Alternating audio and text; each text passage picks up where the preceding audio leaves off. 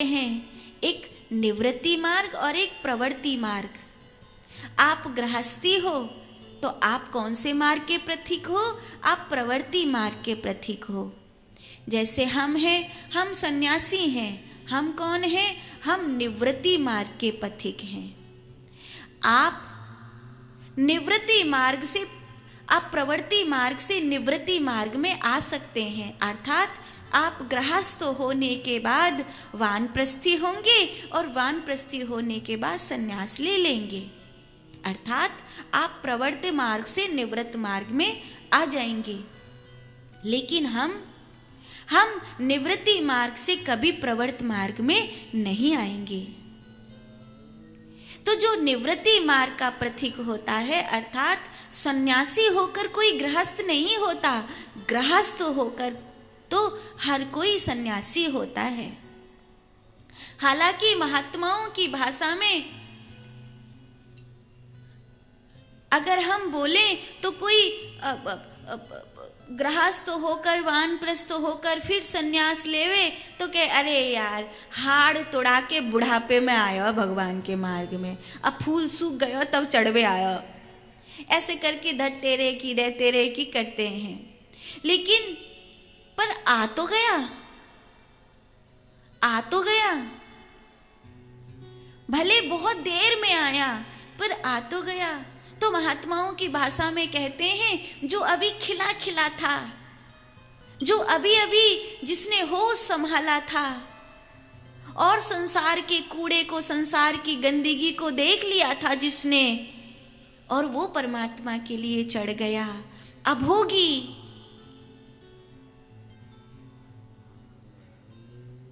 संसार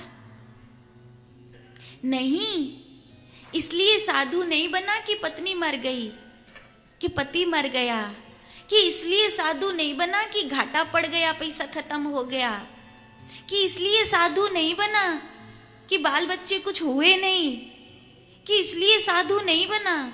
अब होगी। जिसने संसार को अपने में प्रवेश ही नहीं करने दिया और कोरा कोरा ही ऐसा कोरा जिसपे अभी संसार का कुछ लिखा ही नहीं गया था। जैसे कबीर दास जी ने कहा, दास कबीर ने ऐसी ओढ़ी झांकी ता धर दीनी चदरिया जीनी रे जीनी। तो यो नवति स्वमार्गस्य आत्मा रामो निरंजनः, आत्मा रामो निरंजनः। मैं स्व आत्मा में प्रतिष्ठित रहने वाला निवृत्ति मार्ग का पथिक हूं, निरंजन हूं।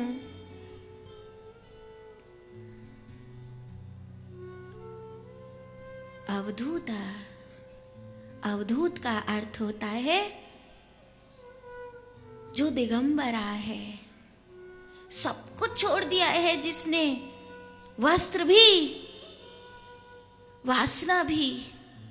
अवधूता तनु ज्ञानी स्वद्रष्टा काम वर्जिता, स्वद्रष्टा स्वयं को देखने वाला, काम वर्जिता इंद्रियों से मुक्त। वो कैसे ब्याह करेगा? सोचो तो, नारद, ब्रह्मा, इंद्र आदि देवता तो पीछे हट गए, फिर